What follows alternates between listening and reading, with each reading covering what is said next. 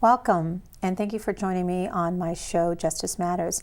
I'm Patricia.M.Corrales, and as I've indicated before, I was a former attorney with the U.S. Department of Homeland Security for almost a little bit over 17 years.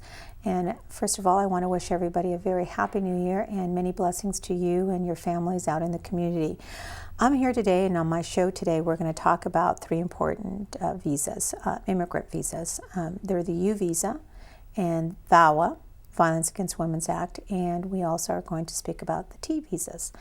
These are important immigrant visas for the immigrant community, and today I have a woman and a colleague and a lawyer and a wonderful, wonderful person who's very knowledgeable about these visas. I have with me today Gina Amato from Public Counsel. Gina, welcome, and thank you for coming. Thank you, Patty. It's a pleasure to be here. Would you do me the favor of introducing yourself to the community and give them your name and public contact information? Sure. My name is Gina Amato Lough. I'm an immigration attorney at Public Counsel, which is a nonprofit law firm in Koreatown, a neighborhood of Los Angeles. And I can be contacted at my email, which is gamato@publiccounsel.org, or you can call the organization directly. Thank you. Gina, Happy New Year to you. Thank you. You as well. Well, we're going to talk about, I think, very important issues for the immigrant community. We're all hearing about deferred action, and now we're all hearing about the new I-601 waivers, but I don't want the community to think that that's all there is. There's also these other types of immigrant visas that actually can be very helpful to individuals who are victims of crimes or victims of violence or victims of human trafficking or enforced slavery. And I do want to talk about those today. Let's start with the U visa. What is a U visa? And how do you qualify for a U visa? My basic understanding of a U visa, and I'm talking to an expert here, is that you have to be a victim of a crime of violence and get a police certification certifying that you are in fact a victim of a crime of violence. And once that certification is signed by the police agency or the law enforcement agency, then you take that certification and you apply to USCIS to try to convince USCIS to approve your case. Is that basically right? More or less. Okay, share with me, what am I missing? So to begin, the U visa is a visa that's valid for 4 years. So it's a non-immigrant status, meaning that it's a temporary status. It's not a permanent status. But at the third year, when somebody does receive a U visa, they can become a legal permanent resident. So unlike deferred action, which you mentioned earlier, the U visa is a road to legal permanent residency and ultimately citizenship. You have to prove essentially three things. One, that you are a victim of a qualifying crime. While many of the qualifying crimes are violent crimes, as you mentioned, there are some that are not. There are certain crimes in these list of crimes that qualify that are not violent, such as extortion, obstruction of justice, perjury is a qualifying crime. And so it doesn't necessarily have to be a violent crime, but it does have to be a serious crime. So first you have to prove that you are a victim of one of those crimes. The second element is that you have to prove that you suffered substantial harm as a result of the crime. And the harm can be either physical and or mental. So you don't necessarily have to prove that you suffered physical abuse, although it helps to prove the case. You can focus on emotional harm that you suffered as a result of the crime. And then the third most important requirement is that you were helpful in the investigation of the case. And this is really what sets the U visa apart, I think, from any other remedy, is that the whole reason why Congress created the U visa was to provide an incentive for undocumented people to report crime, because as we know, the undocumented community is afraid to report crime to the police. Yes. So this is to provide an incentive for immigrant victims of crime to report crime and to cooperate with the police. And in doing so, it assists law enforcement in actually investigating crime and apprehending criminals. Now, does it require, if you meet these three requirements, does the person that the law enforcement is looking into or they're investigating, does that individual have to be charged or tried or convicted before you can be considered eligible for a U visa? That's a really good question. There's actually no requirement that charges be brought against the aggressor or the perpetrator of the crime. There's absolutely no requirement that there be a conviction or a sentence or anything like that. All you have to prove is that you did not fail to cooperate with law enforcement. So if you call the police and law enforcement shows up at your house and you tell them everything that happens and they make a report and that's the last thing they do, you never receive another call and they never call you to come to court, then you have completed that requirement. You can apply for the U visa. If, however, law enforcement says, okay, great, now we need you to come down to the courthouse and testify against your husband or your wife or whoever the perpetrator was, and you fail to do that, then it's very difficult to complete that requirement. You can try to prove that your failure to cooperate was reasonable, and in that way be able to apply, but it's kind of hard to do that. It's hard to say that I'm a victim of a crime and I want your help, but I'm not going to help you. Right. So, but there are certain situations in which that's possible. Well, particularly if you're a victim of a crime of domestic violence, and let's say you can't meet the VAWA requirements, but you meet the U visa requirements as a victim of domestic violence. You know, women are put in a situation where they have this ability to get a U visa, but at the same time they'd have to report against their husband, whom provides essentials like their food and, you know, utility and rent, and they may be in a situation where they don't feel comfortable. And it's not because they don't want to help, but they feel restrained from helping. Right, that's true. But in order to qualify for a U visa, they have to. They have to report it and they have to assist. Fear in that way of that, oh, I'm going to lose my financial support or this is my kid's father, that's not going to be sufficient to prove to the Immigration Service that their failure to cooperate was reasonable. I can give you an example of a case where I was able to prove that the failure to cooperate was reasonable, but as you'll see, it's a very extreme case. I had a young woman who was from a small town in Washington, and her husband was addicted to drugs and he was very abusive, and he tortured her all night in their basement, and it was a very, very horrific case of domestic violence, and he clearly intended to kill her. He wrapped her in a blanket, taped her, shoved her in the trunk of his car, and attempted to drive away. Well, by the grace of God, she escaped the trunk. She was able to throw herself out of the trunk and make her way to a neighbor's and get some help. Now, she called the police, she cooperated in every step, but in the middle of the trial, her husband's boyfriend kept showing up at her house where she lived with her mother and her little sister, and he would say, it behooves you to drop out of this trial. If you keep cooperating, The husband's boyfriend? the husband's brother. Oh. The husband's brother. And would tell her, you know, you need to stop cooperating. You need to do not testify in court. If you testify, you're going to see what happens. Something's going to happen to you and your family. And because of how heinous the domestic violence was, and because of how serious these threats were, she did drop out and she failed to cooperate. And I'll tell you, it was very, very difficult for me to get the chief of police to sign the certification verifying that she was helpful. And he put on there that she was helpful to a point and then refused. But USCIS approved that case because they recognized that due to the severe nature of the circumstances, that her failure to cooperate was reasonable. But I really truly believe that it needs to be an extreme situation in order for that to actually work. So the general rule is you have to report the crime to the police. If the police request your assistance, either in the investigation and or the prosecution, you must cooperate. Okay, that's a good point. And let's talk about, you know, you gave an example. Let's talk about the list of crimes that you said that the U visa, generally the predicate crimes for a U visa. Before and then I have a question in relationship to that.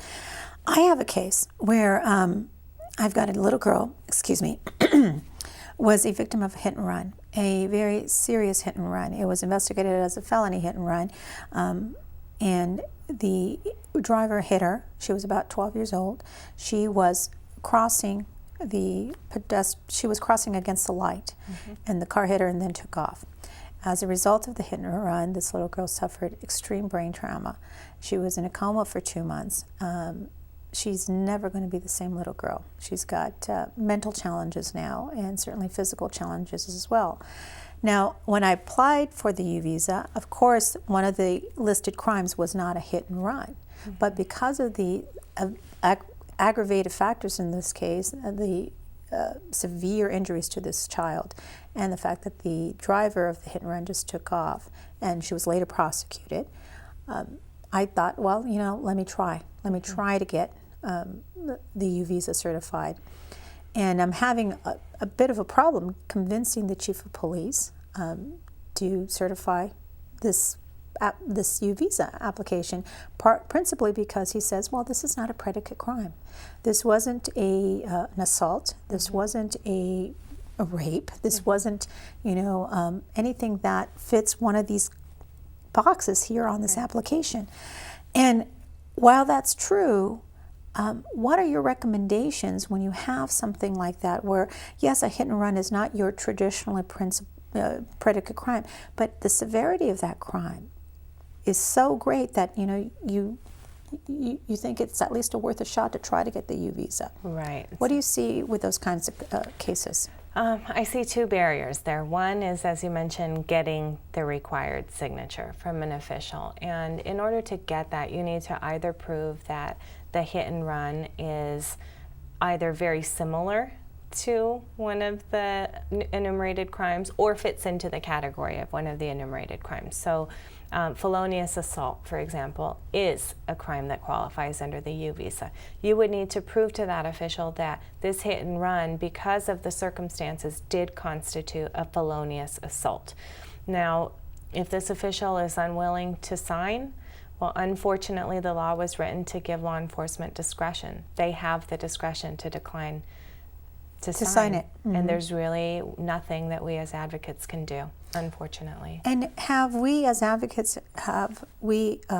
educated law enforcement? Do they receive information about what requirements, what factors to look at? I mean, how do they become, if you will, learned in this area? Yes. Well, we as advocates in LA, there are attorneys across the county of Los Angeles who do the work that I do and that you now do, and we're constantly trying to engage law enforcement and to build alliances with them so they know that when we approach them and request their signature, that it's a legitimate request, and that we've screened the case and we have the appropriate documentation, and that we truly believe that this client was a victim of crime who qualifies for the U visa. So we're constantly trying to not only educate them on the law, but to also build professional working relationships with them so that there is that trust between the advocates, the law enforcement, and the client.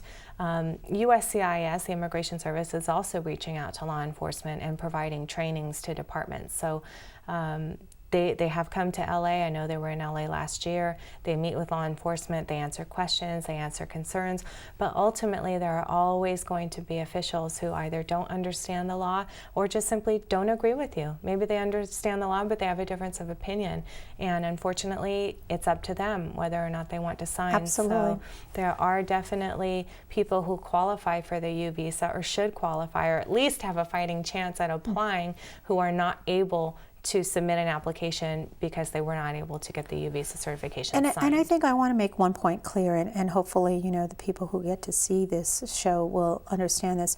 A law enforcement agency certifying that an individual is a victim of a crime doesn't necessarily accord them lawful permanent resident status. And I want to make certain that our law enforcement agencies out there understand that all you're doing is certifying that this individual is a victim of a crime, and that individual has been helpful in their investigation or prosecution of the aggressor or the perpetrator of that crime, and nothing more. That's right. all they're doing. That's right. They're not conferring legal status on an individual. We as advocates have to submit an entire packet of paperwork verifying our claims. So that could be hospital records, certainly the police report, restraining orders, letters from therapists. We have to submit extensive documentation to prove that our clients were victims of crime, that they suffered severe harm, and that they were helpful. The U visa certification is simply one element of that application. Of the process. And talking about the process, how many U visas are, if you provided a year? There's a limit of 10,000 per year of U visa principals, which means the principal applicant. So what I mean by that is that if somebody qualifies for a U visa, they many times can include family members depending on the relationship and the age of that family member. But a mother, for example, who is a victim of domestic violence may be able to include her, let's say, 5 children if her children are under the age of 21 and unmarried. The kids, however, don't count toward that 10,000 limit. It would just be the mother, the principal applicant. That's good, because this is a way for individuals who are here or here illegally or undocumented to try to help the rest of the family if they've been a victim of a crime. Now, we talked about them being a victim of a crime. Can they be a witness to a crime and still apply for a U visa? Oh, that's a good question. There are ways in which a bystander, it's called a bystander category, can qualify under the U visa. Those also have to be pretty extreme situations. The one that just pops up off the top of my head is I represent a woman who her husband's son shot her husband. So he shot his father and his 2 brothers while she was in the home. Now, she was not a victim of the shooting, but she was in the home when it occurred. She hid in a closet. The police arrived. There was a standoff for many, many hours until the morning. The police ended up trying to demolish the unit in order to get the gunman to give himself up. And she was pregnant at the time, and she suffered a miscarriage as a result of this incident. So not only the emotional harm that she suffered, but the physical harm by losing her baby. What the standard is that you had to prove that you've suffered unusually direct injury as a result of being a bystander. And the miscarriage, in addition to the severe emotional harm that she suffered, was clearly sufficient to show that she had suffered unusually direct injury, even though she herself was not a victim of that shooting. So in that way, a bystander can qualify. But again, they're pretty extreme circumstances. Right. You really have to show that you've suffered some sort of injury. You can't just say, I gave my statement to the police and therefore I'm a witness. That will not get you a U visa certification. And I think that's an important distinction to make, because I've had many clients come to me and say, oh, I've heard that if I'm a witness, I can get a U visa. No, you have to be a witness who suffered in unusually direct injury. Okay. Now, we talked about them being, the U visas being a 10,000 cap limit. How long is it taking to process a U visa application these days? Right now, it's about a year on average. In the past, it's taken anywhere between 6 months and a year. It varies, but USCIS is currently adjudicating or deciding applications from January 2012. Okay, and they are adjudicated at the Vermont Service Center, is that right? That's correct.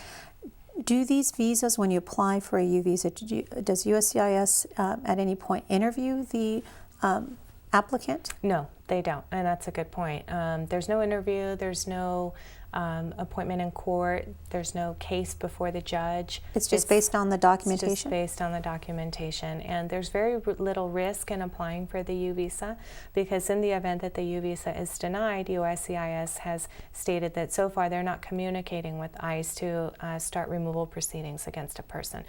So if, for example, somebody applies, they have a valid, legitimate claim, but for whatever reason it's denied, the only thing is that the person will remain undocumented. They don't, at this point in time, have to fear that they will be placed in removal proceedings. Well, you know, you bring up a very good point, and I want to discuss it just a little bit further, and that is the confidentiality requirements with a U visa application.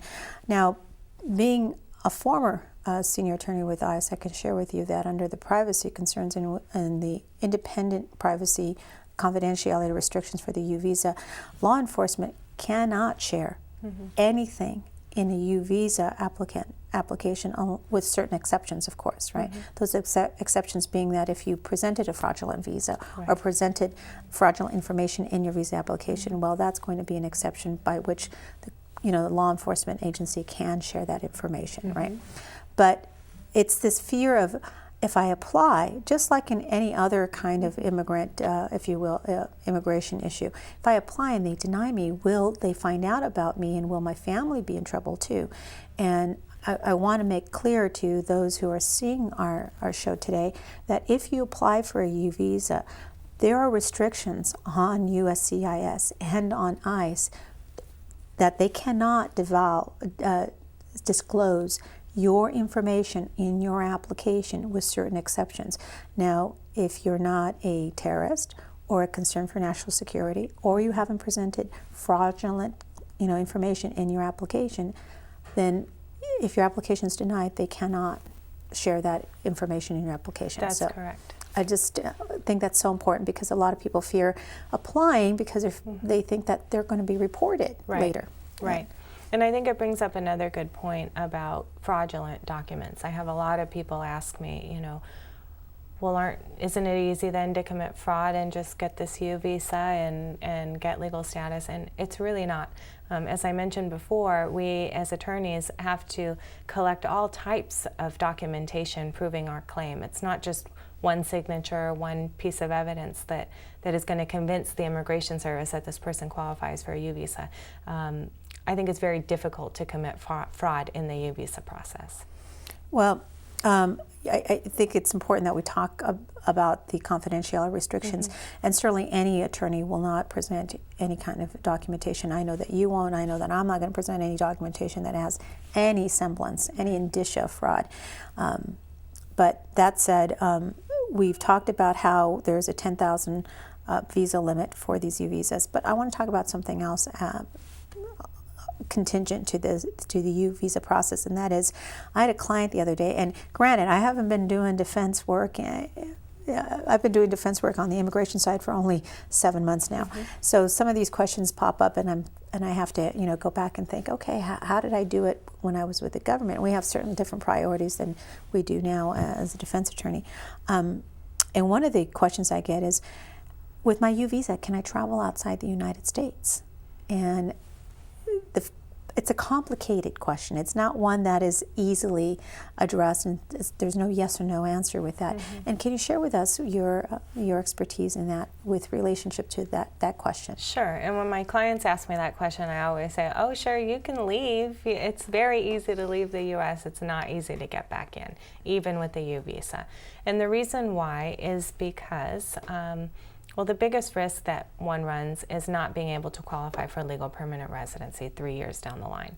The law states that if you remain outside of the country for more than 90 days, you're ineligible at one given time. You're going to be ineligible to adjust your status to legal permanent resident. So even if you plan a, let's say, 2-week trip abroad and you go, when you try to enter, because there's a process you would have to follow.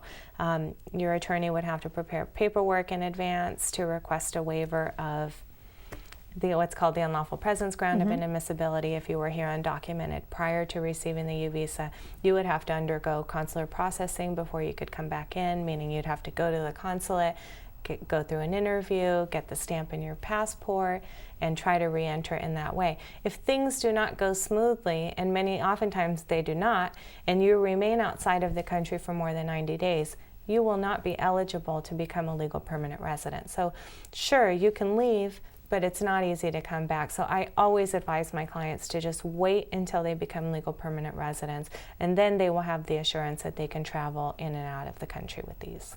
With ease, yes.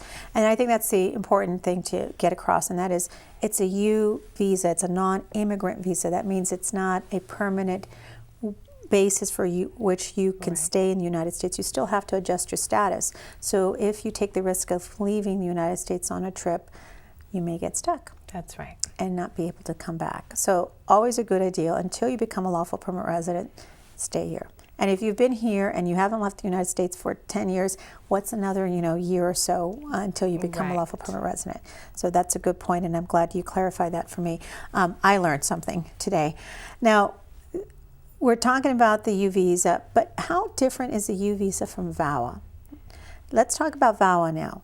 There's been a lot of conversations lately, particularly in Congress, as to this new VAWA, the new VAWA, if you will, proposals that they had out there. I couldn't think of the word right now, and it's probably the wrong word that I thought of.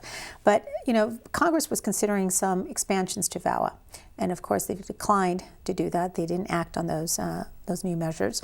But that doesn't mean VAWA doesn't exist. VAWA is still alive and breathing for a lot of women or men or children who are victims of domestic violence. Is that right? That's right.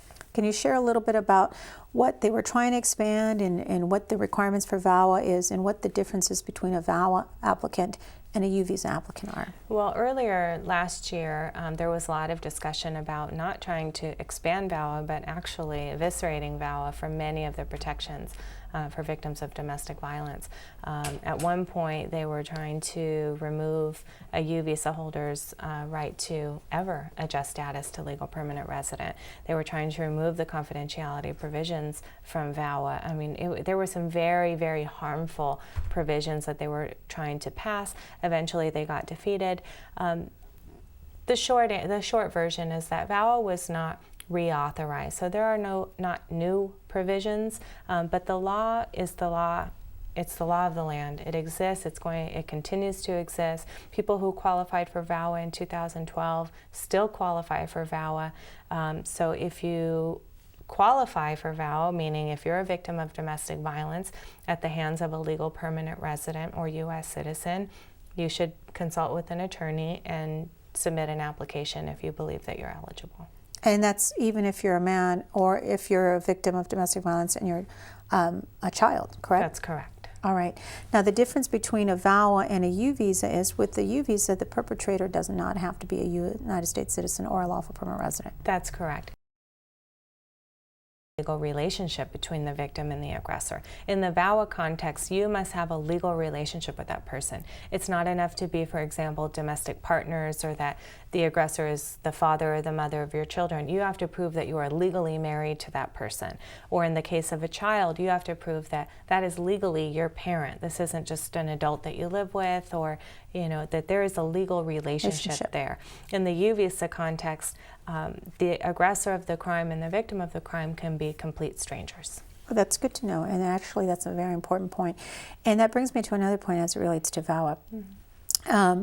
I had it, I had the question in my mind, and it's just escaped me. So I'm going to come back to it. Let's talk a little bit about the T visa. Okay. Now, the T visa is for victims of human trafficking, correct? That's correct. And what are the limitations for a T visa, and what are the requisites, if you can tell us? The requirements are similar to the U visa. You have to prove that you are a victim of human trafficking. In the broad sense, that is either forced sex trafficking or forced prostitution or forced labor. You have to also prove that you suffered harm, that you helped law enforcement or the authorities with the investigation. And there's an additional requirement, however, that if you are denied and removed from the country, that you are going to suffer very severe harm, that your traffickers will find you and harm you. Or there's lots of ways that you can prove it, but that if you are removed from the U.S., that you will suffer severe harm. Now, there is a very important distinction between the T visa and the U visa. As I mentioned, both have the requirement that you have to assist law enforcement in investigating the crime. And as we discussed in the U visa, you must submit a U visa certification signed by an official proving that. In the T visa, all you have to prove is that you tried to get that. There are many instances in which you try to get the signature of law enforcement proving that you were helpful in the investigation of your traffickers, but sometimes you're not able to get that signature. As long as you can submit documentation showing that you made that effort, you can still apply for the T visa. Well, that's a very, very important distinction. Do you have an example of a case where you submitted a T visa application and you did not have that certification and your client was still able to obtain a T visa status? Yes, I do. Several years ago, I represented a young woman who had come from Chile, and she was actually a teacher in Chile, and her boss there, the principal of the school, asked her to come to the United States and essentially care for his daughter's children. They were living here in LA County. And she ended up working all day, every day with no rest, and the family was paying her $500 a month. And they were telling her, they took her passport, they took her documents, and they would tell her, if you step outside of the house, you're going to be arrested and deported. Bad things will come your way if you try to leave. Ultimately, she was able to escape and get some help, but she was referred to an attorney who re-trafficked her and put her in exactly the same situation. An attorney who put her in exactly the same situation, had her working in his home, caring for his family, paying her $500 a month. It was almost exactly the same facts. So it took many months for her to escape that situation, but once she did, I forgot to mention, during that time frame, an ICE agent showed up at the house and was asking questions. Now, the attorney served as her translator because she didn't speak English at that time, and so who knows what he was telling the ICE agent, but she was left there to fend for herself, and ultimately she escaped and made it to my office. Now, at one point, I sat through a 3-hour interview with the ICE agent and my client, trying to inform him of exactly what had happened.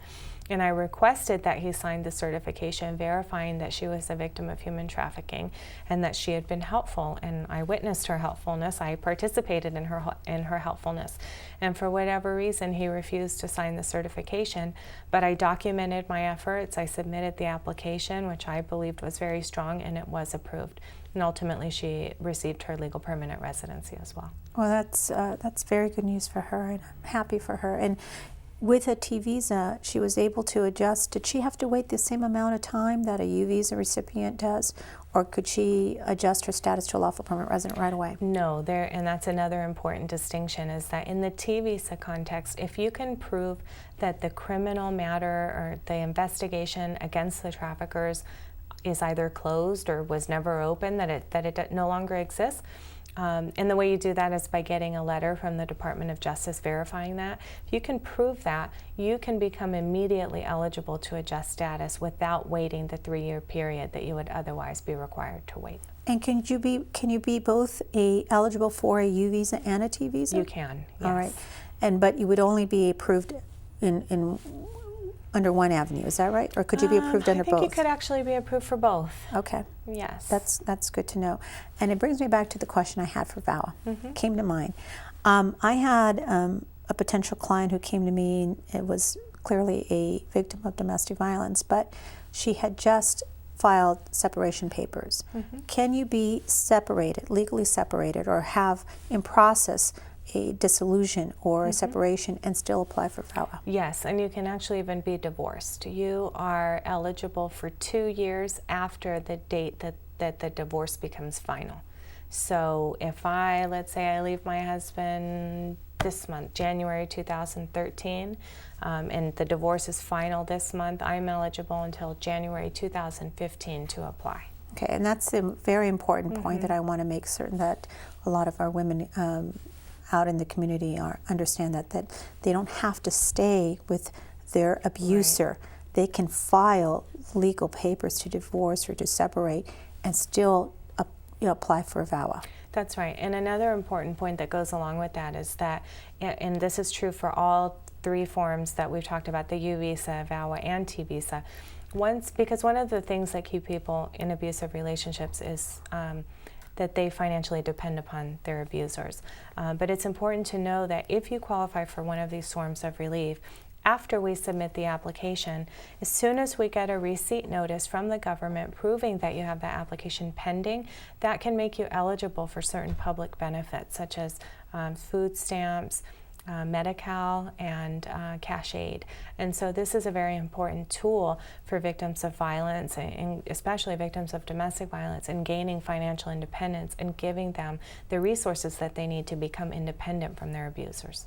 Gina, that's an incredibly important point to make, and I'm glad you made that for us today. Also, with all three forms of all 3 visas that we talked about today, there's also the ability, once they're approved, to obtain work authorization, right, which will allow the recipients of these visas to legally work in the United States. Well, thank you very much, Gina. There's so much more we could talk about. We could talk about the statistics of domestic violence, how it's on the rise and things like that. But unfortunately, our time is up, and I want to thank you so much for joining me today. And thank you so much, Patty, for having me. And if people would like to contact me, they can contact me at Public Counsel. Our number is 213-385-2977, or my email is gamato, AMATO, @publiccounsel.org. Perfect. For more information, you may contact me at patricia.m.corrales@gmail.com. Thank you.